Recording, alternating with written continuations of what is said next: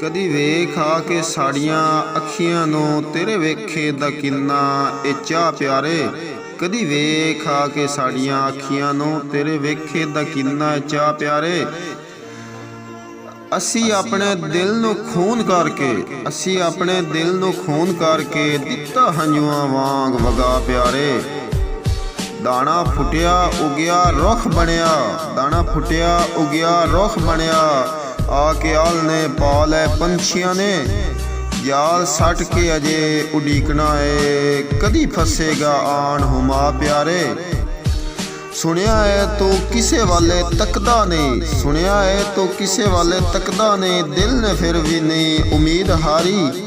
ਜੇ ਤੂੰ ਵੇਖਦਾ ਨਹੀਂ ਨਾ ਵੇਖ ਮੈਨੂੰ ਮੇਰੇ ਹੌਸਲੇ ਨੂੰ ਵੇਖ ਜਾ ਪਿਆਰੇ। ਮੇਰੀ ਨਿਤ ਬੇਤਾਬੀਆਂ ਵੇਖ ਕੇ ਤੇ